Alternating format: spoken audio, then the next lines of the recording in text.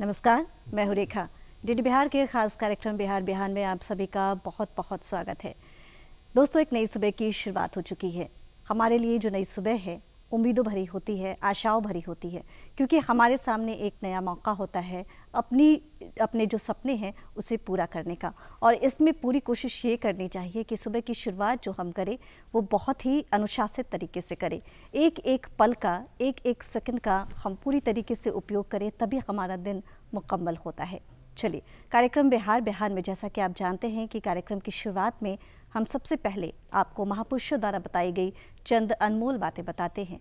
ऐसी बातें बताते हैं जो आप देख सके, जिसे आप अपनी ज़िंदगी में शामिल कर सके और आपकी ज़िंदगी की कई परेशानियां उस अनमोल वचन के माध्यम से समाप्त हो जाए। तो आइए देखते हैं और ये जानते हैं कि क्या है आज का अनमोल वचन।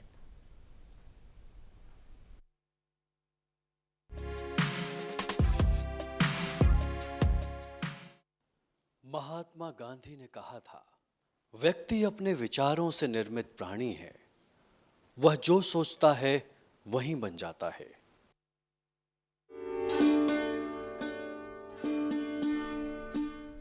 आज हमने अपने स्टूडियो में आमंत्रित किया है, आप है अध्यक्ष रियल एस्टेट नियामक प्राधिकरण बिहार के श्री नवीन वर्मा जी।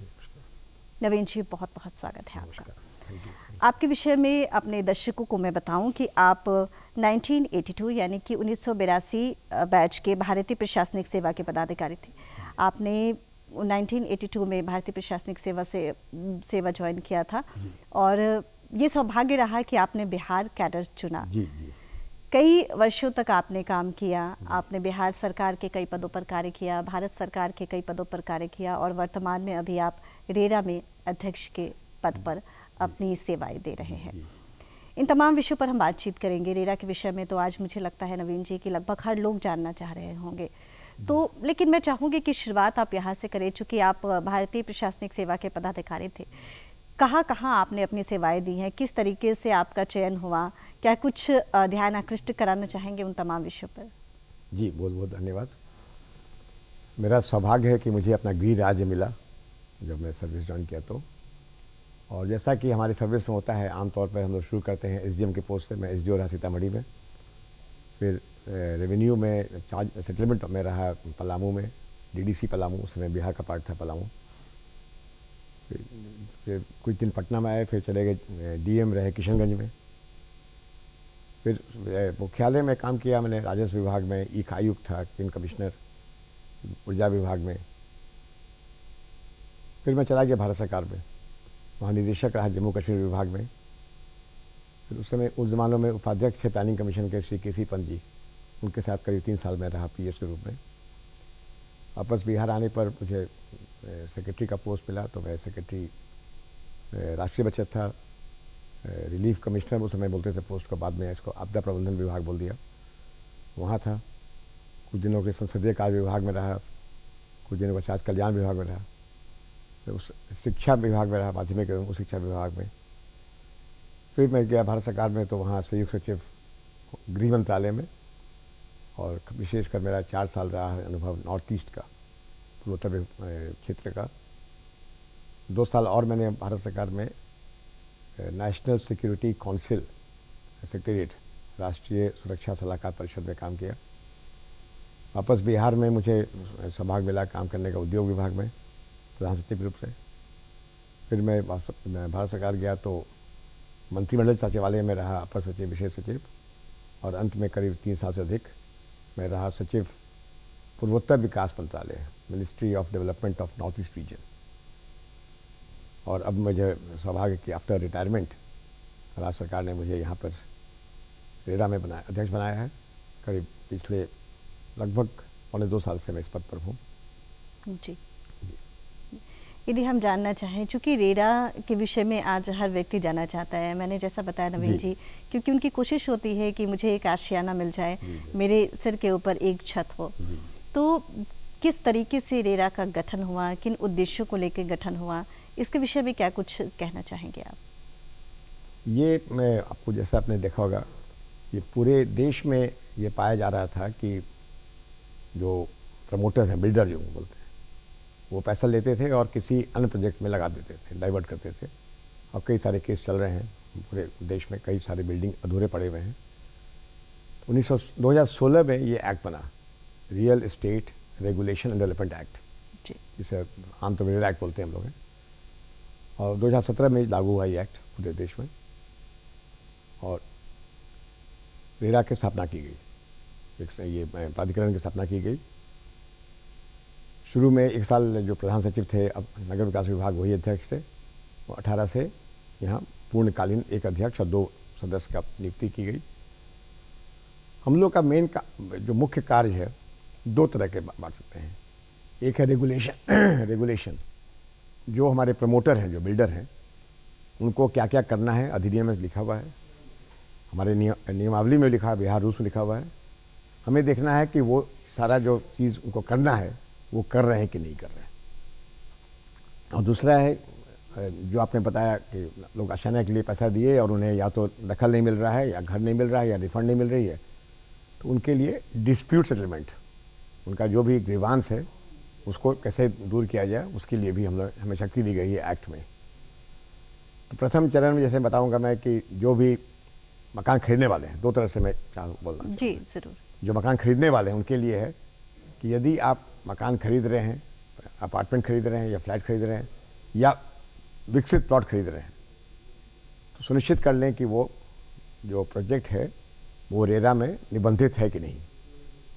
इसकी जानकारी मिलेगी वेबसाइट से हमारी। वैसे हम लोगों ने अपने रेगुलेशन में ये डाल दिया है कि जहाँ भी बिल्डिंग बन रही है वहाँ जो प्रमोटर हैं, बिल्डर हैं, उन्हें अपना रेरा नंबर भी लिखना पड़ेगा। जी तो अगर कोई आपके पास आते हैं प्रोजेक्ट के लिए और आप उनसे पूछ सकते हैं कि रेरा निबंधन है कि नहीं। लेकिन हाँ, इसमें यह है कि निबंधन उन्हीं के लिए अनिवार्य है जिन्हें जो 8 फ्लैट से अधिक बेच रहे हैं। अगर 8 या 8 से कम बेच रहे हैं तो हमारे एक्ट में नहीं आते हैं। और या तो प्लॉट बेच रहे हैं, विकसित प्लॉट, जो 500 वर्ग मीटर से अधिक हो। तो ऐसा कोई अगर विज्ञापन भी देखते हैं आप लोग हैं, ज़रूर भेजिए हमें। हम लोगों ने अपने वेबसाइट में ये भी डाला हुआ है, गुप्त रूप से सूचना दीजिए हमें, ताकि हम लोग उनकी जांच कर सकें। प्रमोटर लोग से मेरा अनुरोध है कि जो नहीं कराए हैं वो करा लें, क्योंकि अगर वो नहीं कराते हैं और बिक्री करते हैं या विज्ञापन निकालते हैं तो प्रोजेक्ट कॉस्ट का 10% तक पेनल्टी लेने का अधिकार है, हम लोग को दिया गया है। और हम लोग पेनल्टी ले भी रहे हैं लोगों से। अभी अब तक मेरे ख्याल से 1.5-2 करोड़ रुपया पेनल्टी ले चुका है रेरा ने। तो ये एक दिखना अनिवार्य है। और दूसरी ओर है कि जो प्रमोटर हैं उनके लिए बड़ा साधारण, बहुत सुगम कर दिया हम लोगों ने प्रक्रिया। वो ऑनलाइन अप्लाई करते हैं, फीस पे जमा करते हैं ऑनलाइन, और अगर सभी कागजात दुरुस्त हैं तो ऐसे भी मामले आए हैं कि 5-6 दिन, 1 हफ्ते में भी निबंधन मिल गया है। अब हम लोग का पहले कुछ विलम्ब होती थी, अब हम लोग का प्रयास है कि हर हालत में 1 महीने में हम लोग निबंधन दे दें, तो वो निबंधन हो जाती है। और अगर कोई ग्राहक जिन्होंने घर खरीदा है उन्हें कोई बात पर तकलीफ़ है तो उन्हें भी ऑनलाइन अप्लाई करना, हमारे यहाँ कहीं आने का काम नहीं है। 1000 रुपये का फीस होता है, वो जमा करेंगे, ऑनलाइन केस करेंगे। और उनको सुविधा ये भी है कि अगर वो पटना में रहते नहीं है या कहीं किसी अन्य राज्य में रहते हैं, या पटना में भी बिहार में किसी और शहर में रहते हैं, तो वो ऑनलाइन हियरिंग के लिए भी वो कर सकते हैं। तो घर बैठे हुए सुनवाई होती है और हम लोग केस निष्पादन करते हैं। तो ये हमारा 2 तरह का जो कार्य है। जी, चूँकि जैसा शुरुआत में ही हमने बातचीत, मुझे ऐसा लगा कि मैंने बताया था कि यदि जैसे शहरी क्षेत्र की यदि हम बात करें नवीन जी, तो शहरों में ज़मीन की कमी है। लोग धीरे धीरे गाँव की तरफ मूव कर रहे हैं, लेकिन जो ज़मीन है वो कृषि योग्य ज़मीन है, जो ज़मीन है वो ग्रामीण क्षेत्र की ज़मीन आती है। तो क्या रेरा का जो रेगुलेशन है, रेरा का जो अधिनियम है, यदि हम ग्रामीण क्षेत्र के ज़मीन की बात करें और वहाँ पे कोई अपना अपार्टमेंट बनाना चाहता है, वहाँ पे कोई यदि कोई टाउनशिप बनाना चाहता है, तो वहाँ किस तरीके से रेरा उसे मदद करती है? अच्छा प्रश्न। रेरा में निबंधन के पूर्व हमें देखना अनिवार्य, हमें देखना है कि नक्शा पास है कि नहीं। जी। अगर वो जो भी प्रोजेक्ट बना रहे हैं, चाहे वो प्लॉटेड डेवलपमेंट हो या अपार्टमेंट हो, नक्शा तो कोई ना कोई पास करेगा। अभी आपने देखा होगा, अभी पिछले बार कैबिनेट में फैसला हुआ है, ये प्लानिंग एरिया बढ़ाया गया, आयोजना क्षेत्र। तो अभी जो हमारी व्यवस्था है, नगर निगम है, नगर परिषद है, नगर पंचायत है जी। वो जैसे पटना देखिए, पटना नगर निगम हो गया, दानापुर निजामत हो गई। जी। लेकिन जो उसके बाहर के क्षेत्र हैं वो कवर होते हैं आयोजना क्षेत्र के तहत। Bihar urban planning and development act बना हुआ 2012 में, और अभी हाल ही में कुछ और जिला भी ऐड किया गया उसमें। तो उसमें जैसे पटना को बताऊंगा तो पटना मेट्रोपॉलिटन एरिया अथॉरिटी बनी हुई है, तो उनका काम है नक्शा पास करने का, जो ग्रामीण क्षेत्र में है। अब उसके बाद अगर मान लीजिए कुछ ऐसे गांव हैं जो कि उसके क्षेत्र से बाहर हैं, तो फिलहाल अभी नक्शा पास नहीं हो रहा है। अच्छा। ये पंचायत राज विभाग इस पर विचार कर रही है, लेकिन अभी वहाँ एक वैक्यूम है, इसलिए वहाँ के परियोजना हम लोग नहीं कर पा रहे हैं, निबंधन नहीं कर पा रहे हैं, क्योंकि अभी तक वहाँ पे ग्रामीण क्षेत्र नक्शा को पास करेगा। इसकी संबंध में राज्य सरकार से हम लोग की चर्चा भी हुई है, वो लोग भी कार्रवाई कर रहे हैं, लेकिन अभी वैक्यूम है। तो इसलिए मेरी आग्रह होगी लोगों की, बिल्डर के लिए भी और ग्राहक के लिए भी, कि आप वेबसाइट से चेक कर लें कि जहाँ पर प्रोजेक्ट स्थित है वो किसी न किसी आयोजना क्षेत्र में है कि नहीं, या तो नगर क्षेत्र में होगा या आयोजना प्लानिंग एरिया में आएगा। अभी परसों देखा अखबार में गया 8-10 जिला और बढ़ा दिया गया है, तो वो आयोजना क्षेत्र का बनता है, वहाँ कराएंगे तो नक्शा पास करने का वहाँ एक व्यवस्था है। जी, ये आपने बहुत बड़ी बात बताई, क्योंकि आजकल ग्रामीण क्षेत्र में भी कई ऐसे लोग हैं जो बिल्डिंग कंस्ट्रक्शन कर रहे हैं, कई ऐसे लोग हैं जो अपार्टमेंट खड़ा कर रहे हैं, तो कम से कम लोग ये जान पाएंगे कि किस तरीके से वो रेरा में है या नहीं है वो प्रोजेक्ट, इसके विषय में वो विस्तार से जान ले, इसके बाद ही वो जाके उस प्रोजेक्ट के तहत पैसा लगाए। यदि हम बात करें रेरा के फायदे की, तो जानना चाहूँगी कि जब बिहार के स्तर पर रेरा ने काम करना शुरू किया, तब से लेकर अभी, चूंकि आपने अपना लंबा समय दिया है इसमें, आपका कार्य अनुभव भी है, तो बिहार में रेरा का जो काम है इसे आप किस तरह से देखते हैं? इसको हम 2 भाग में बांटते हैं। एक एक्ट आने के बाद क्या हुआ और एक्ट आने के पहले क्या हुआ, मतलब जिसको बोलते हैं लेगेसी इश्यूज। तो जब से एक्ट लागू हुआ है, जो नए प्रोजेक्ट आए हैं, मेरे ख्याल से जो हमारी फीडबैक मिली है, प्रोजेक्ट्स का कंप्लीशन रेट बढ़ गया है। जो प्रोजेक्ट हमारे रेरा आने के बाद लगा, 4 साल में कई परियोजनाएं कंप्लीट भी हो चुकी हैं। जब रेरा एक्ट लागू हुआ 2017 से चालू हुआ, तो उसमें यह अनिवार्य था कि जो प्रोजेक्ट ऑनगोइंग है, जो प्रोजेक्ट चालू हैं, वो भी बनाए जाएंगे, वो भी निबंधित होंगे, और जो नए हैं वो भी निबंधित होंगे। अब तक हमारे यहाँ 1500 से अधिक प्रोजेक्ट निबंधित थे, और खुशी की बात है कि 400 से लगभग 400 प्रोजेक्ट पूरा हो चुके हैं। आज के दिन में 1100 प्रोजेक्ट चल रहे हैं हमारे। 1-2 परियोजना ऐसे भी हैं जिन्होंने समय के पूर्व पूरा कर लिया। दूसरी बात, शिकायतें जो आ रही हैं, वो शिकायत जितनी भी हमारे यहाँ कंप्लेंट फाइल हुई थी, करीब 3000 के लगभग केस फाइल हुई हमारे यहाँ, 2000 से अधिक हमने उसको डिस्पोज कर दिया। अधिकांश केस पहले का है। अभी का भी केस आ रहे हैं कि रिफंड नहीं कर रहा है या लिफ्ट लगाया नहीं, इस तरह का, वो हम लोग देखते हैं, लेकिन अधिकांश केस पहले का है। तो हमारा ये मानना है कि आजकल के दिन में, चूँकि हमारे एक्ट में सबसे बड़ी खूबी ये है कि ये वेबसाइट पर अपलोड होता है, हमें एक रिपोर्ट नहीं देना है। ये प्रमोटर का दायित्व है कि वो सारी सूचनाएं हमें दे और वेबसाइट डाले। तो अगर आप घर खरीद रहे हैं तो आपको मालूम है कि प्रमोटर का क्या ट्रैक रिकॉर्ड है, कितना उनका पैसा बिल्डिंग बनाया उन्होंने, सारा चीज़ आएगा उसमें। जी। बिल्डिंग बनने के बाद भी, अपने काम शुरू होने के बाद भी, उनको हर 3 महीना पर रिपोर्ट डालना है वेबसाइट पे। अब उसमें फोटोग्राफ रहेगा, कितना काम हुआ, कितना काम बाकी है, कितना बेचे, कितना पैसा लिया उन्होंने प्रोजेक्ट में, क्योंकि एक्ट कहता है कि जितना पैसा आपने लिया है उसका 70% उसी परियोजना में काम करना है। बहुत सारी बातें हमने जानी आपके माध्यम से। बहुत ऐसे लोग हैं जो लाभान्वित हो रहे होंगे इस कार्यक्रम को देख के। यदि हम रियल एस्टेट की चर्चा करें, तो ये जानना चाहूँगी कि यदि रियल एस्टेट पर रेरा के प्रभाव क्या रहे, रियल एस्टेट पर रेरा के क्या असर रहे, इसके विषय में आप क्या कुछ कहना चाहेंगे? ये रेरा का एक्ट लागू हुए 5 साल से अधिक हो गए, तो हम लोगों ने भी 4-5 जगह वर्कशॉप किया। पटना में, भागलपुर, मुजफ्फरपुर, गया और दरभंगा, पूर्णिया में करने का हम लोग का भी कार्यक्रम है। हमने भी जानना चाहा कि क्या इम्पैक्ट रहा है। अधिकांश में हमारे यहाँ जो आए वो प्रमोटर से, बिल्डर से, कुछ जगह इंजीनियर साहब आए, आर्किटेक्ट आए, CA साहब आए। तो जो मुझे मिला फीडबैक, उसमें ये आया कि रेरा एक्ट लगने के पहले लोग थोड़ा, खासकर बिल्डर लोग, आशंकित थे कि पता नहीं क्या चीज़ आ रहा है, बहुत तंग करेगा हमें। उनका कहना था, पूरे 5-4 जगह जहाँ हम लोग किया, कि जो प्रमोटर नियम का पालन कर रहे हैं उन्हें बड़ा फ़ायदा है, उनका मकान बिक रहा है, बैंक को फ़ायदा है। बैंक आजकल ये इतनी कॉन्फिडेंस हो गई है बैंकों को कि अगर वो रेरा नंबर देखते हैं तो लोन देने में आसानी होता है लोगों को।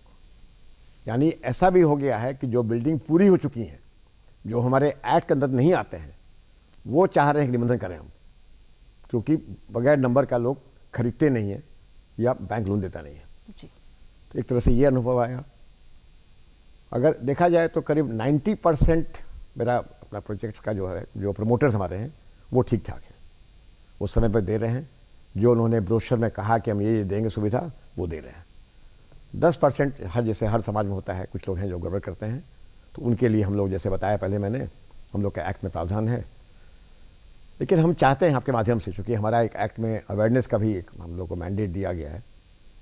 हमारे यहाँ बिहार में जो कंज्यूमर्स के, जो हमारे होम बायर्स का कोई एक फेडरेशन नहीं बना है, तो हम चाह रहे हैं कि RWA जैसे रेजिडेंट जो अलॉटी एसोसिएशन बोलते हैं हमारे एक्ट में, या जैसे आमतौर बोलते हैं रेजिडेंट वेलफेयर एसोसिएशन, तो जो अपार्टमेंट बने हैं पिछले 5 सालों में, उनके जो एसोसिएशन है उनका मैं चाहता हूँ मीटिंग करना विभिन्न शहरों में। तो जो आपके दर्शक सुन रहे हैं, मैं चाहूँगा, उनसे अनुरोध करूँगा कि वो लोग आएँ, और जो प्रेसिडेंट सेक्रेटरी हमको मिला के हम लोग कॉन्फ्रेंस करेंगे। पटना में कर सकते हैं, पटना में मोहल्ला भर कर सकते हैं हम लोग हैं, क्योंकि इम्पॉर्टेंट चीज़ ये है कि हमारे एक्ट में ये भी स्पेसिफाई कर दिया गया है कि अलॉटी एसोसिएशन क्या करेगा। जो कॉमन एरिया है वो बिल्डर का नहीं है, वो बना के चला जाएंगे, कॉमन एरिया जाएगा अलॉटी एसोसिएशन के, और वो उसका रख रखाव करेंगे। तो ये इसलिए ज़रूरी है कि एसोसिएशन बने और ये सब उनके नाम से कागज़ ट्रांसफ़र हो। मैं जानना चाहता था उनसे कि कैसा चल रहा है ये। जैसा आपने कहा कि और क्या हो रहा है, तो हमारे एक्ट में ये भी लिखा हुआ है कि जो एग्रीमेंट ऑफ सेल रहेगा, वो एक मॉडल है जो हमने बनाया है, उससे तब्दील नहीं कर सकते हैं। जो भी बिल्डर बना रहे हैं, जो एग्रीमेंट ऑफ सेल बना हुआ है उसके हिसाब से करना होगा। तो उसमें कारपेट एरिया वर्ड रहेगा, वो सुपर बिल्डर एरिया नहीं रहेगा, कारपेट एरिया रहेगा। जो प्राइस उन्होंने आज कहा है वही फ्रीज हो गया, प्राइस बढ़ सकता नहीं वो। और थर्ड है कि बिना एग्रीमेंट टू सेल किए हुए वो 10% से अधिक ले सकते नहीं हैं। तो ये एक तरह से हम लोग ने कहा है, और जो कोई इसका चेंज करते हैं, जो नहीं करते इस तरह का, लोग शिकायत करते हैं हमारे पास, और हम लोग फिर मीटिंग हियरिंग करते हैं उनका, और जो आदेश जैसा भी होता है वो करते हैं हम लोग। जी। यदि हम बात करें सर, जैसे अभी तो आपने बताया कि किस तरीके से रियल एस्टेट एजेंसी पे इसका असर पड़ा है। यदि हम बात करें, क्योंकि कई ऐसे लोग हैं जो चाहते हैं बिल्डिंग बनाना चाहते हैं, और ये जानते हैं कि हाँ ठीक है, रेरा के तहत बहुत सारे ऐसे बिल्डिंग आते हैं, कंस्ट्रक्शंस आते हैं, लेकिन मुझे लगता है कि शायद कम दर्शक ये बात जान पाते होंगे कि रेरा के तहत प्लॉट्स भी आते हैं। जी। तो इसके विषय में मैं चाहूँगी कि आप ज़रूर जानकारी दें, ताकि हमारे जो दर्शक देख रहे हैं वो इसके विषय में विस्तार से जान पाएँ। जी, आपने सही कहा। बहुत हमारे यहाँ दोनों आते हैं। तो प्लॉटेड डेवलपमेंट में है कि कोई अगर प्रमोटर जो है, प्रवर्तक, वो प्लॉट काट के बेच रहे हैं, और उन्होंने विज्ञापन निकाला कि मैं आपको ये दूंगा, कॉमन एरिया रहेगा, ये अप्रोच रहेगा रोड, ये क्लब हाउस रहेगा, तो उन्हें भी हमारे यहाँ निमंत्रण होना जरूरी है। अगर कुल प्लॉट का एरिया 500 मीटर से अधिक है, 6 कट्ठा से अधिक है, तो हमारे आना होगा तो उनको भी आने के पूर्व नक्शा पास करना पड़ेगा। तो उनके लिए भी अनिवार्य है कि वो या तो नगर क्षेत्र में हो या प्लानिंग एरिया में रहें। अगर प्लानिंग एरिया से बाहर के लोग हैं तो वो नहीं करा पाएंगे। और मेरे पास आंकड़े हैं, करीब 200 से अधिक लोग ऐसे थे जो निबंधन अप्लाई किया और हम नहीं दे पाए उनका निवेदन का आवेदन हमने रिजेक्ट कर दिया, इसी कारण से क्योंकि नक्शा पास नहीं था। तो जो ऐसे लोग जो काम करना चाह रहे हैं उनसे अनुरोध है कि आप ज़मीन वहीं खरीदें जहाँ की आयोजन क्षेत्र में आता है, या जब तक सरकार घोषित नहीं करता है नक्शा को पास करेगा। जो खरीद रहे हैं वो दुर्भाग्य की बात है, हम लोग भी अवेयरनेस का काम कर रहे हैं अपनी तरफ से, लेकिन दुर्भाग्य की बात है कि लोग अभी भी ठगे जा रहे हैं, क्योंकि केसेस हमारे यहाँ आ रहे हैं इस तरह के। वो ध्यान नहीं देते हैं कि रेरा में निबंधन नहीं है कि नहीं है, कौन पार्टी खरीद कर रहा है, कहाँ पर ज़मीन है। क्योंकि हम लोग निबंधन पहले सब चेक कर देते हैं कि ज़मीन उनकी है कि नहीं, लैंड रिकॉर्ड क्या है, एग्रीमेंट दिया कि नहीं दिया, नक्शा पास है कि नहीं। तो ये बिना देखे अगर लोग कर रहे हैं तो उनका हो जाता है, तो प्रॉब्लम वहाँ होती है। लेकिन जो बिल्डर आ रहे हैं इसमें ज़रूर आए, क्योंकि आजकल लोगों की डिमांड है। एक प्लान टाउनशिप रहने का, और हम चाहते भी हैं कि इसमें आए और नक्शा पास करा के आए। कोई दिक्कत, हमारे यहाँ कोई दिक्कत नहीं होगी जी। कई दफ़ा ऐसा देखा गया है नवीन जी कि कई ऐसे बिल्डर्स हैं जिनका प्रोजेक्ट अधूरा रह जाता है। ठीक है, उन्होंने नक्शा भी पास करवा लिया है, आधा कंस्ट्रक्शन भी उनका है, और बाय डिफ़ॉल्ट वो बैक हो जाते हैं, उनका प्रोजेक्ट अधूरा रह जाता है। उसमें कई लोगों ने अपना पैसा लगाया है, कई लोगों ने उसमें फ्लैट्स बुक कर लिए। तो इस कंडीशन में रेरा किस तरीके से मदद करती है, बिल्डर्स की भी और जो ख़रीदार होते हैं उनकी भी? तो हमारे यहाँ दो प्रावधान है। अगर निबंधन उनका वैलिड है और बिल्डर चाहते हैं कि भाई हमसे नहीं चल रहा है जी, और हम चाहते हैं बदलना वो, तो प्रावधान है कि आप 2/3 अलॉटीज़ का कंसेंट ले लीजिए और आप प्रोजेक्ट का नाम किसी और को दे दीजिए। एक केस पटना में ऐसा आया हमारे सामने। अच्छा। तो बिल्डर ने खुद ही कहा कि भाई हमारे हमसे नहीं चल रहा है, तो वो तो बहुत अच्छी बात है। लेकिन कुछ ऐसे बिल्डर हैं जो पैसा लेके भाग गए, बना नहीं पा रहे हैं। तो वहाँ हम लोगों ने, या कुछ हैं ऐसे जो कि बनाने के सक्षम नहीं है, आते भी हैं, बोलते हैं बना नहीं पाएंगे। तो हमारे एक्ट में सेक्शन 8 में ये प्रावधान दिया गया है कि जो अलॉटी एसोसिएशन है, जो मैंने पहले बताया, जो जितने जिन्होंने घर खरीदा था वो चाहें तो बना सकते हैं। और खुशी की बात है कि 2-3 केस हमने ऑर्डर किया, वो बना रहे हैं। अलॉटी एसोसिएशन बनवा रहे हैं अपने से, और जो किसी और से बनवा रहे हैं। बिल्डर उसको अपोज भी किए थे, अपील किया, वो हार गए। वो जहाँ थे 1-2 केस में तो वो भाग ही गए हैं, तो कोई उपाय नहीं है जी। और ये पता किया पटना नगर निगम है, यहाँ भी ये प्रावधान है कि अगर बिल्डर भाग गए हैं तो नगर निगम रजिस्ट्री कर देता है, ताकि कल होकर आपका टाइटल कंप्लीट रहे। तो ये पावर हम लोग को दिया गया है। प्रोजेक्ट जिसको लैप्स कर गया है, जो निबंधन से बढ़ाया नहीं। 2 मामले ऐसे भी आए हैं जाके निबंधन में रिवोक किया, हमने रिजेक्ट कैंसिल किया है कि हमने उस पर शिकायत आई, हमने देखा कि नहीं कर पा रहे हैं, हमने रिवोक कर दिया। तो वहाँ भी हमने लॉटरी एसोसिएशन को हमको देना है उनसे। तो इसलिए मैं कह रहा था कि जो होम बायर हैं वो संगठित होकर आएंगे तो उनकी रक्षा, उनकी हित रक्षा हम कर पाएंगे। जी। यदि हम बात करें नवीन जी, क्योंकि जब कोई प्रोजेक्ट बनता है, जब कोई कंस्ट्रक्शन खड़ा होता है, उसमें कई लोगों का योगदान होता है। यदि आप इंजीनियर्स की बात कर ले, यदि आप आर्किटेक्चर की बात कर ले, कई लोग हैं जो नक्शा बनाते हैं। तो क्या ये तमाम लोग जो हैं वो रेरा के तहत आते हैं या फिर वो बिल्डर्स के अंडर में होते हैं? नहीं, रेरा के तहत नहीं, उनका हमारे स्टेक होल्डर है, हितधारक है वो, मैं ऐसा कहूँगा। अच्छा। कि आर्किटेक्ट, सीए और सिविल इंजीनियर, स्ट्रक्चर इंजीनियर हमारे हितधारक हैं, क्योंकि उनकी चर्चा एक्ट में हमारी की गई है। ओके। तो हम लोग ने अपने कॉन्फ्रेंस में प्रयास भी किया उनको लाने का, और हम लोग आगे भी करते रहेंगे साथ में। तो इसमें क्या है, जैसे बिहार बिल्डिंग बायलॉज देखिए, तो बिहार बिल्डिंग बायलॉज में नक्शा पास कर बनाते हैं आर्किटेक्ट, वही जमा करते हैं। नक्शा पास करती है नगर निगम या PMAA जो भी हैं, जो भी आयोजन अधिकारी है।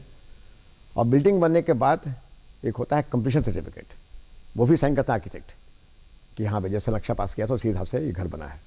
उसके बाद नगर निगम या अधिकार जो है प्राधिकार वो देते हैं ऑक्यूपेंसी सर्टिफिकेट। अभी हाल में बिल्डिंग बायलॉज में चेंज आया है कि अगर इस समय तक देते नहीं हैं तो उसको डीम्ड माना जाएगा। तो एक बहुत बड़ी भूमिका है हमारे एक्ट में। यह है कि आप आर्किटेक्ट साहब को, और हमने डाल दिया, रेगुलेशन में डाल दिया अभी हाल में, कि हर 3 महीना पे रिपोर्ट देना है कि क्या आपका प्रोजेक्ट चल रही है, आर्किटेक्ट का भी, सीए का भी, क्योंकि पैसा का हिसाब रखना है जी। और सिविल इंजीनियर का कि कितना % काम हुआ। उससे फ़ायदा ये होगा कि अगर आप कहीं बाहर बैठे हैं, बेंगलोर में हैं या कहीं आप विदेश में, ऐसा भी केस आता है विदेश में बैठ कर देख रहे हैं, आप वहीं से देख रहे हैं घर का प्रगति क्या है, ताकि आपको कोई किसी प्रकार का अंदर से ये नहीं हो, संशय नहीं हो कि पता नहीं पैसा कहाँ जा रहा है मेरा। और अगर विलम्ब हो रहा है तो हमने इनको भी कहा है कि आप डाल दीजिए अपने वेबसाइट पे कि हाँ इसमें इतना विलम्ब हो रहा है, ताकि जिन्होंने घर खरीदा है उसको तसल्ली हो। जी। अगर जो तिथि का उन्होंने कहा था कि हम पोजीशन देंगे और नहीं देते हैं, तो सुप्रीम कोर्ट ने, हमारे सुप्रीम कोर्ट ने भी तय कर लिया है कि उसका सूद देना पड़ेगा उनको। एक्ट में लिखा हुआ है सूद उस तिथि से दे है जब से उन्होंने इकरारनामा किया था। तो ये 3-4 चीज़ें से एकदम क्लियर कट कर दिया गया कि भाई आपकी दायित्व ये है, हमारी दायित्व ये है। हमारे एक्ट में सेक्शन 11 से 18 जो है वो दायित्व प्रमोटर का है, क्या क्या करना उनको है। जी। और सेक्शन 19 में दायित्व है अलॉटी का, जो घर खरीदते हैं। तो दोनों को मिल के चलेंगे तो कोई समस्या नहीं होगी। जैसे मैंने बताया कई ऐसे केसेस हैं जहाँ की कोई समस्या नहीं हो रही, ना कोई कंप्लेन हो रहा है, ना कोई हो रहा है, ना कोई बिल्डिंग आराम से बन रही है। लेकिन कुछ केसेस ऐसे हैं अधिकांश केस ऐसे हैं जहाँ प्रमोटर ही कुछ ना कुछ डिफ़ॉल्ट किए हैं, कुछ केस ऐसे भी हैं जो अलॉटी डिफ़ॉल्ट कर रहे हैं, वो भुगतान नहीं कर रहे हैं किस्त का, तो उनसे भी अनुरोध है कि भाई अपना भुगतान कीजिए, जब जो आपने साइन किया करारनामा में वो शर्त का पूरा कीजिए और दोनों पार्टी उसके लिए बाध्य हैं। जी। अच्छा, यदि हम खरीदार की बात करें और बिल्डर्स की बात करें जो बेचते हैं और जो खरीदते हैं, कई ऐसे नियम है, कई ऐसी ट्रांसपेरेंसी है जो कि होती है, लेकिन एक ट्रांसपेरेंसी होती है और वो होता है डेवलपमेंट एग्रीमेंट का, जो ज़मीन मालिक और एक बिल्डर के बीच में होता है। तो यदि डेवलपमेंट एग्रीमेंट की बात करें तो रेरा के तहत क्या क्या जानकारी डेवलपमेंट एग्रीमेंट में एक बिल्डर को ज़मीन मालिक को देनी चाहिए, इसमें किस तरीके की ट्रांसपेरेंसी होनी चाहिए, क्या कुछ बताना चाहेंगे आप? हम लोग 2-3 चीज़ चाहते हैं। एक तो कि आपकी ज़मीन आपके नाम से है कि नहीं, क्योंकि अधिकांश कई मामले में केस आ जाता है बाद में, क्योंकि यहाँ पे हमारे एक्ट में ये दिया है कि अगर टाइटल डिफेक्टिव होती है तो प्रमोटर को पैसा देना पड़ेगा। अगर हमने मान लिया फ्लैट बुक किया, आपने फ्लैट बुक किया, मैं प्रमोटर हूँ, और कल होकर टाइटल में प्रॉब्लम हो गया तो दोष आपका नहीं है, दोष हमारा है। जी। तो हम लोगों ने अपने रेगुलेशन में हम लोग को कुछ पावर दिया गया रेगुलेशन बनाने का, उसमें बनाया है कि अगर टाइटल डिफेक्टिव है तो प्रमोटर के साथ साथ लैंड ओनर भी भागीदार होंगे। अगर हम बुधारी हैं, हमने प्रमोटर को कहा कि ज़मीन हमारी है, ज़मीन हमारी थी नहीं, और कल होकर आपने कोई केस किया तो जो मुआवजा देना पड़ेगा उस पर कुछ हक हमको देना पड़ेगा, दोनों आदमी भागीदार होंगे मुआवजा देने के लिए, क्योंकि हमें, मेरा मुख्य उद्देश्य है आपको होम बायर को बचाने का। एक तो ये हो गया। दूसरा आपने डाला है कि जो लैंड ओनर है वो क्या है। हमारे एक्ट में 3 ही परिभाषा है, प्रमोटर, अलॉटी और एक एजेंट का है, एजेंट भी हमारे यहाँ आते हैं। तो लैंड ओनर वर्ड तो हमारे यहाँ है नहीं, तो हम लोगों ने इसको ये फैसला किया अपने रेगुलेशन में कि लैंड ओनर अलॉटी भी हो सकते हैं, बायर, और प्रमोटर भी हो सकते हैं, बिल्डर। तो कब कैसे होंगे, किस स्थिति में होंगे, उसका भी हम लोग क्लियर कर दिए रेगुलेशन में। यदि लैंड ओनर सिर्फ ज़मीन दिया उन्होंने और कोई सरोकार उनको नहीं है, वो लाभांश नहीं ले रहे हैं उसका, तो उनको अलॉटी मानेंगे। लेकिन यदि उन्होंने मकान बनने के पूर्व घर बेचा है तो प्रमोटर मानेंगे उनको। ओके। क्योंकि इसमें क्या होता है, कुछ केस ऐसे आए कि वो अपने शेयर का उन्होंने बेच दिया, अब बिल्डर ने मकान पूरा नहीं किया, बिल्डर कहता है कि हम तो नहीं बेचें, वो बेचें। तो हम लोगों ने बाकी राज्यों से भी कंसल्ट किया, बाकी देखा सबको करके, हमने कहा ठीक है, ऐसे मामले में दोनों दोषी होंगे। तो हम लोग चाहते हैं कि लैंड ओनर जो हैं अपना हिस्सा जो उनको मिलता है तब तक ना बेचें जब तक कि मकान पूरा नहीं होता है, नहीं तो खामखा उसमें उनको परेशानी होगी। तो हम लोग ये भी चाहते हैं कि जो शेयर है क्लियर हो जाए। नक्शा अग्रीमेंट करते हैं पहले हम लोग, नक्शा पास हुआ, नक्शा पास होने के बाद मान लीजिए आया कि 20 फ्लैट बनेंगे, तो 20 में 10 हुआ लैंड ओनर का, 10 हुआ प्रमोटर का। तो कौन सा 10 आपका है, ताकि हम निबंधन में डाल दें कि प्रमोटर को कि भाई आपका हिस्सा में यही है। क्योंकि कुछ केस ऐसे भी आए हैं कि प्रमोटर ने उनका हिस्सा बेच दिया। तो एक बार क्लियर हो जाए आपको कि हाँ भाई ये हम जो खरीद रहे हैं ये हमारे ही हिस्सा का है, तो समस्या नहीं होगी। तो इसलिए लैंड ओनर से हमारा ये होता है, सरोकार होता है। और एक अभी विशेष चल रही है स्थिति, एक आपने पता नहीं सुना है कि नहीं, अग्रणी ग्रुप के बहुत सारे केस हमारे चलते हैं। अग्रणी ग्रुप के जो हैं उनके एमडी साहब अभी फ़िलहाल बहुत सारे केस में थे, यहाँ से फरार थे, लेकिन जेल में भी हैं, पकड़े गए। तो वहाँ पर बहुत सारे लैंड ओनर फंसे हुए हैं इसी में। जैसे आपने कहा अग्रीमेंट किए हुए हैं, वो अग्रीमेंट कैंसिल करने का पावर हम लोग को नहीं है, वो जाना पड़ेगा सिविल कोर्ट में। तो हम लोग ने छूट ये दिया है कि अगर अग्रीमेंट जिन्होंने किया लैंड ओनर ने और बिल्डर ने, जैसे अग्रणी बिल किया था, अगर दोनों जॉइंट देते हैं एफिडेविट, और जो पैसा जमीन मालिक ने लिया था उनसे, जो यहाँ पर नॉर्मली नन बोलते हैं, जी जी, वो नन अमाउंट लौटाते हैं, तो ऐसी स्थिति में हम लोग उनको कागज़ वापस कर रहे हैं। कागज़ हमारे पास जब्त भी है और 2-3 केस में ऐसा हुआ भी है।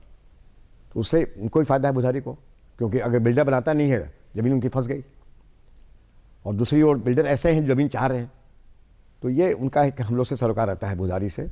मेरा आग्रह उनसे रहेगा कि हमने एक रेरा एक्ट का पूरा बना दिया रेगुलेशन भी। जी जी, ये किताब जरूर लोग खरीदें। मैं चाहूँगी आप ज़रूर दिखाएं उस किताब को, हमारे दर्शक देख पाएँ जी कि क्या किताब, किस तरह की किताब है। ये रेरा एक्ट 2016 है। इसमें 3 कंपोनेंट है। एक एक्ट है मूल रूप में, एक बिहार रूल्स है जो राज्य सरकार ने बनाया, और रेगुलेशंस जो हमने बनाया। जी, तीनों पढ़ने से सारा चीज़ बात हो जाएगी। और बहुत बड़ा, ज़्यादा कॉस्टली नहीं है। हमें अक्सर लोग कहता हूँ कि जब आप 25 लाख का मकान खरीदते हैं तो 200 किताब खरीद लीजिए, नहीं खरीद चाहते हैं हमारी वेबसाइट पर डाउनलोड कर लीजिए, इससे आपकी भलाई होगी। सारी चीज़ें लिखी हुई है। एक सवाल मेरा आपसे ये होगा कि इसके प्रचार प्रसार के लिए क्या कुछ कर रहे हैं आप, क्योंकि एक घर जब लोगों का बनता है तो उनकी कोशिश ये होती है खिड़की किधर खुलना है, नाले किधर बनने हैं, ड्रेनेज किधर होना है, सारी चीज़ों की व्यवस्था वो सिलसिलेवार तरीके से करते हैं, नक्शा पास होता है।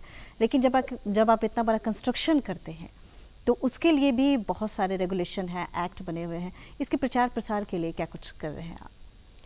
सबसे प्रथम मैं आभारी हूँ दूरदर्शन पटना का, उन्होंने दोबारा मुझे मौका दिया। तो आपसे इससे अच्छा प्रचार क्या हो सकता है। लेकिन हाँ, इसी माध्यम से एक बार जी टीवी में जाने का मौका मिला हमें। हम लोग दूरदर्शन से भी बात कर रहे हैं कुछ निकालने के लिए विज्ञापन। कुछ विज्ञापन निकला है किसी और टीवी में। जिंगल्स करते हैं, radio jingles, wall hoardings, paintings लग रही है हम लोग की। मैंने ये नोट होर्डिंग्स लग रहे हैं। मुजफ्फरपुर लग चुके हैं, पटना में लगने वाले हैं, बाकी शहरों में लगाएंगे हम लोग। जहाँ जहाँ रजिस्ट्री ऑफिस है वहाँ पर लगाना चाहते हैं, बड़े बड़े चीज़ में। हमने वर्कशॉप किया विभिन्न राज्यों में और हम चाहते हैं कि और बढ़ें इसमें। सोशल मीडिया पर हम लोग एक्टिव हैं, तो फेसबुक वगैरह में लोग आते हैं इसमें। लेकिन हाँ, प्रचार की कमी है, मैं मानता हूँ।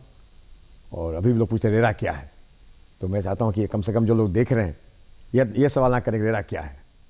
लेकिन हाँ, प्रचार प्रसार हम लोग कर रहे हैं और ये कंटिन्यूइंग प्रोसेस है। हमारा उद्देश्य है कि कम से कम 40-50% लोग जान जाए रेरा क्या करता है, विशेष से ग्रामीण क्षेत्रों में, जो कि ज़्यादा ठगी वहीं होती है। तो उसके लिए हम लोग प्रयासरत हैं। चिट्ठी लिखा है डीएम लोगों को भी, हम लोग करते रहेंगे।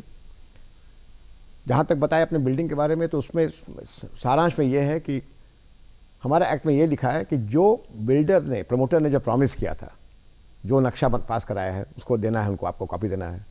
जो स्पेसिफिकेशन दिया था उन्होंने, विशिष्टियाँ दिया था, वो भी करना उनको है। जो कॉमन एरियाज उन्होंने कहा था वो पूरा करना है। तो जो उन्होंने अपने ब्रोशर में या प्रोस्पेक्टस में कहा है उनको वो पूरा करना होगा जी। इसलिए जो बिल्डर हैं उनसे अनुरोध है कि वही प्रॉमिस करें जो दे पाएंगे, और जो बायर हैं उनको अधिकार है मांगने का वो सारा चीज़, चाहे जैसे भी हो हम लोग दबा देंगे उसको। जी, चूँकि आपने एक लंबा समय दिया है, आप भारतीय प्रशासनिक सेवा के पदाधिकारी रहे हैं, कई राज्यों में आपने काम किया है, अभी यहाँ पे कार्यरत है। यदि आपके जीवन अनुभव की बात करें, कार्य अनुभव की बात करें नवीन जी, तो क्या कुछ कहना चाहेंगे? क्योंकि सेवानिवृत्ति के बाद भी आप इतने बड़े पोस्ट को होल्ड कर रहे हैं, आप अपनी सेवाएं दे रहे हैं, क्या कुछ कहना चाहेंगे? मैं ये कहना चाहूँगा कि सरकार में जो आना चाहते हैं, प्रशासन में, तो आपको इतने तरह के काम करने का मौका मिलेगा कि शायद ही कहीं संभव हो सकता है इस तरह का। जब मैं पटना में आपदा प्रबंधन सचिव था, रिलीफ कमिश्नर था, तो मैंने ये महसूस किया कि सरकारी खर्चे पर लाखों करोड़ लोगों को हम लोग अन्न दे पा रहे हैं। इससे बड़ा पुण्य कहाँ हो सकता है। बिल्कुल। आप जब हम लोग फील्ड में थे तो एकदम ग्रास रूट लेवल पर, एकदम ज़मीन पर समस्या देखा हम लोगों ने, क्या समस्या होती है, स्कीम कैसे इम्प्लीमेंट हो रहे हैं, क्या लोगों की तकलीफ है, क्या क्या कर सकते हैं हम लोग हैं। जब राज्य सरकार में सचिवालय पर रहे या निदेशालय में रहे तो हम लोगों ने प्रयास किया और उसको ठीक करने का। ये अनुभव लेकर जब केंद्र में गए तो वहाँ पर हम लोगों ने यहाँ का अनुभव वहाँ पर इस्तेमाल किया, और जब वापस आए राज्य में तो वहाँ के अनुभव को यहाँ पे इस्तेमाल किया हम लोगों ने। तो मेरा अनुभव यही है कि अगर अच्छा, इस नौकरी में पैसे भी ठीक ही मिलते हैं, इतना नहीं है जितना प्राइवेट सेक्टर में करोड़ों मिल रहा है, लेकिन हाँ पर्याप्त है।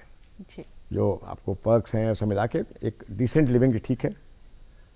और बिहार राज्य में जो आ रहे हैं उनके और अच्छी बात है। मेरी पत्नी भी आई, सब हम लोग बैचमेट थे।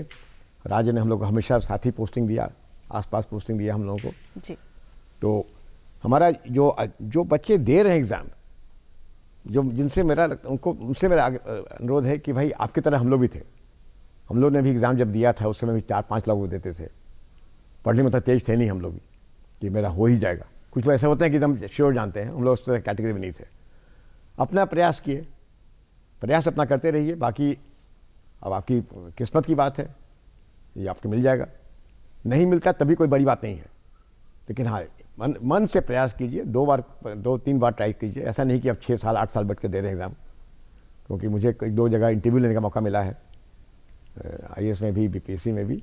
तो मैंने देखा कि कुछ लोग 8 साल 10 साल से दे रहे हैं, उतना उस लायक नहीं है, क्योंकि आपकी पर्सनैलिटी खराब हो जाती है।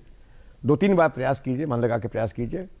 कोचिंग ले ना लें आप पर डिपेंड करता है। हमने कोचिंग नहीं लिया था, हमारे साथ बहुत लोग कोचिंग नहीं लिए थे। लेकिन हाँ, पढ़िए, सिस्टमेटिक पढ़िए, अखबार जरूर पढ़िए। हमारा जो भी दे रहे हैं अखबार पढ़ें। आजकल लोग का आप जितने बच्चे से बात करते हैं वो लोग ऐप देख के कर लेते हैं, वो ठीक नहीं है। जी जी। एक अखबार ज़रूर लिखिए, पढ़िए, उसको समझिए, क्योंकि इसमें ये पूरा प्रोसेस एलिमिनेशन का है। बाकी एग्ज़ाम से अंतर इसमें यही है कि बाकी एग्ज़ाम चाहता है जानकारी आपके बारे में, यहाँ हम लोग चाहते हैं एलिमिनेट करना। अब प्रीलिम्स में इतना लोग अप्लाई करते हैं, फिर आते हैं मेंस में आते हैं, फिर इंटरव्यू में आते हैं, तो सारे में तो कुछ छांटना है। तो छांटने के लिए देखना है कि भाई जो एक नवयुवक या नवयुवती हैं उस 25 से 26 से 22 से 25 साल या 30 साल के तक के कितने अब्रेस्ट हैं आज के समय से, कितना अवेयर है जी। और क्या वो समझ पा रही हैं, क्या उनका अपना व्यू क्या है, बस यही जानना चाहता है। और बेसिक जो अपने स्कूल में पढ़ा वही है, सामान्य ज्ञान में वही है, NCERT बुक्स। तो मेरा तो यही है कहना, और घबराएं नहीं, अगर देना चाहते हैं दम दीजिए, मन अगर पढ़िए, 4 से 6 घंटा रोज पढ़ेंगे पर्याप्त होगा। जी। मेरा बहुत कुछ जानकारी आपके माध्यम से आज हम ले पाए, हमारे दर्शक भी जान पाए किस तरीके से बच्चे तैयारी करें। आपने एक बहुत बड़ी बात बताई कि 6 साल 7 साल बहुत ज़्यादा लंबा समय तक तैयारी करने की आवश्यकता नहीं है।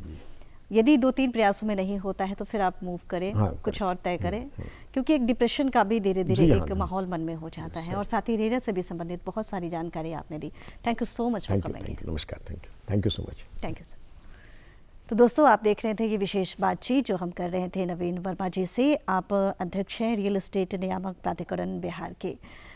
कैसी लगी आपको हमारी आज की बातचीत? इस कार्यक्रम के विषय में आप अपनी राय, अपनी प्रतिक्रिया देना चाहते हैं तो ज़रूर लिख भेजिए। नोट कीजिए हमारा पता है निदेशक DD बिहार, दूरदर्शन केंद्र Patna, Fraser road Patna 800001। Email address है director ddkpatna@gmail.com।